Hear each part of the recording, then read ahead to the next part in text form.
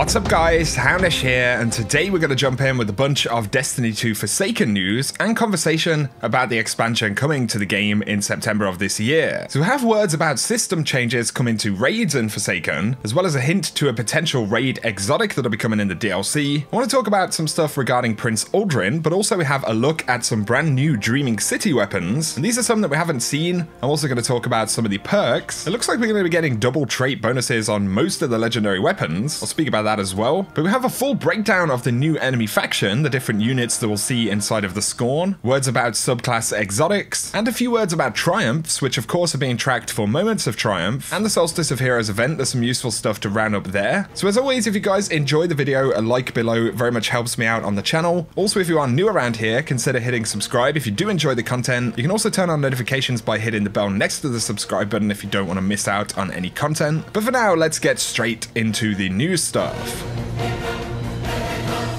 First thing I really wanted to mention is GuardianCon 2018. Of course, it's been going on over the past week or so, and you do have the main event for that this weekend. But GuardianCon has been absolutely crazy this year. During the charity marathon, they managed to raise in excess of $2.7 million. It goes to show what our community can do. Everyone should be super proud of that. But that $2.7 million is roughly what St. Jude's, which is the charity they're running this for, it's roughly what they need every single day to actually operate the charity. So of course, GuardianCon is still going on. You'll still be able to catch live streams and stuff today. I'm going to link all that stuff down below. If you're able to support GuardianCon, that would be absolutely awesome. But I just wanted to briefly mention that. It's definitely worth pointing out for you guys who didn't know. But now let's get into Forsaken stuff. Joe Blackburn from the raid team at Bungie said he's getting a lot of questions about things like res timers, ammo, loot, and tokens in the Forsaken raid. He says that we have a lot of exciting updates to share, too long for Twitter, but definitely before the game comes out. Hell, maybe we'll even tell you the name of the thing. So it sounds like we will be getting some substantial kind of system details for what we're going to see in the raid. There'll definitely be a lot of people curious to hear about any system changes that we're going to see. But on the subject of raid exotics, Joe Blackburn said, aspirational content is my passion. For me, weapons like Outbreak Prime and the Dark Edge of Insanity aren't just power fantasies. Should just mention, Dark Edge of Insanity is actually a World of Warcraft weapon. That isn't a direct tease of a weapon coming to Destiny 2 or anything. But he says they are moon rocks. They are proof that you've stepped into fantastic places that most of the world will only see in a YouTube clip.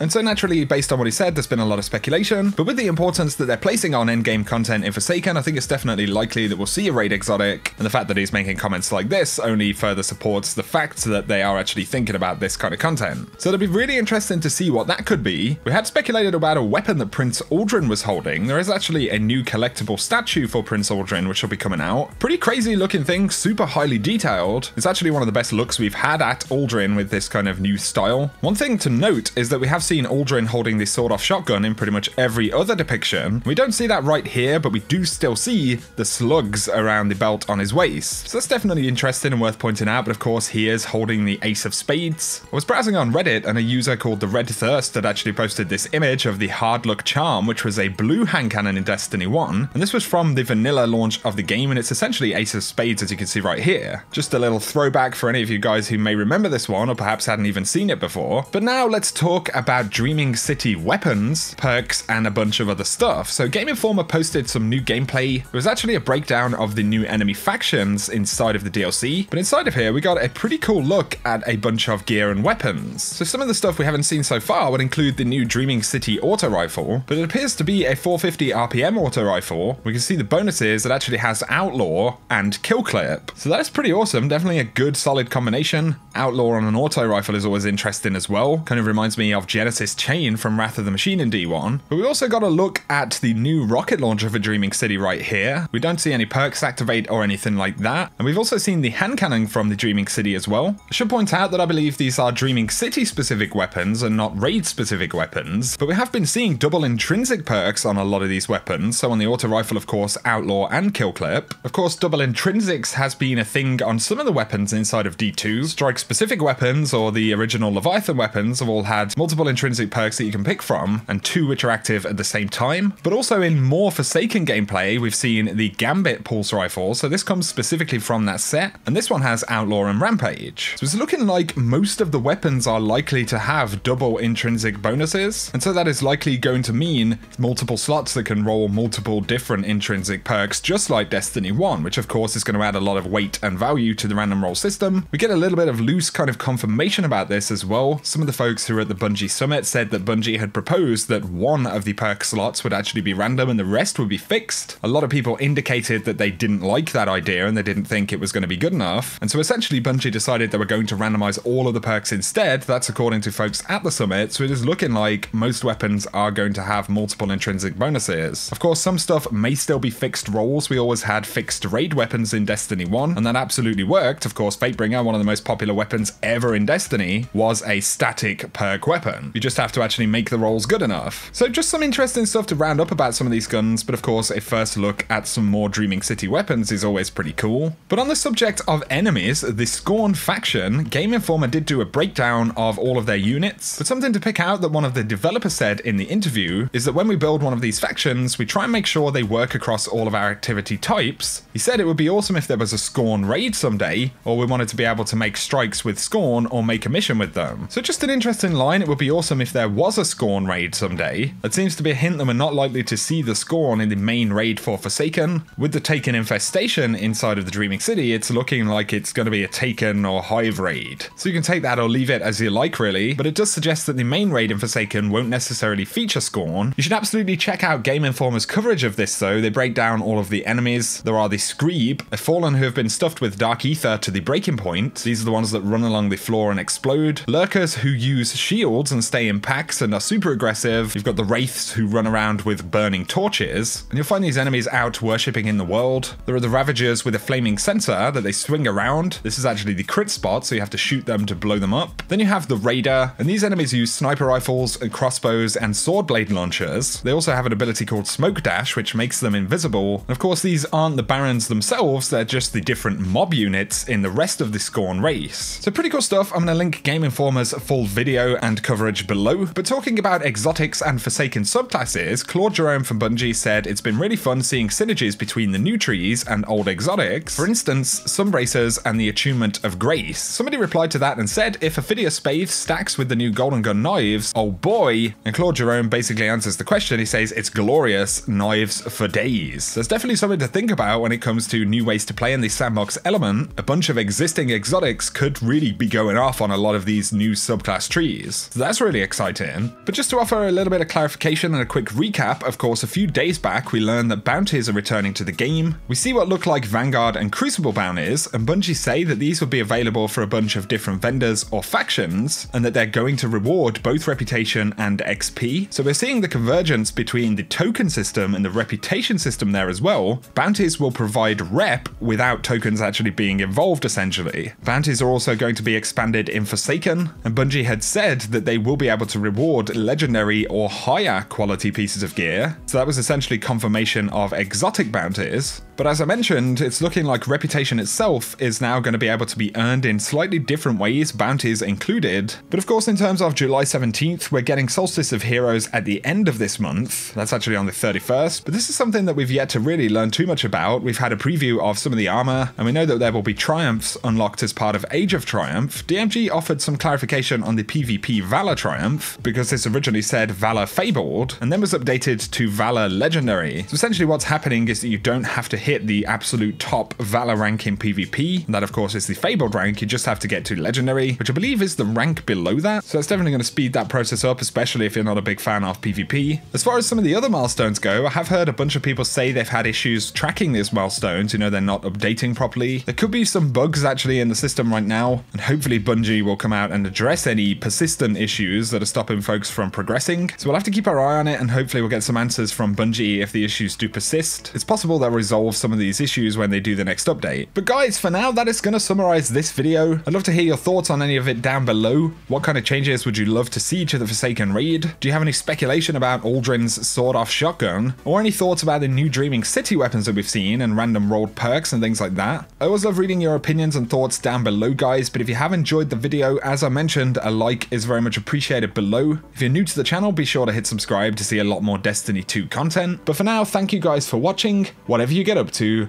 I hope you have an awesome day.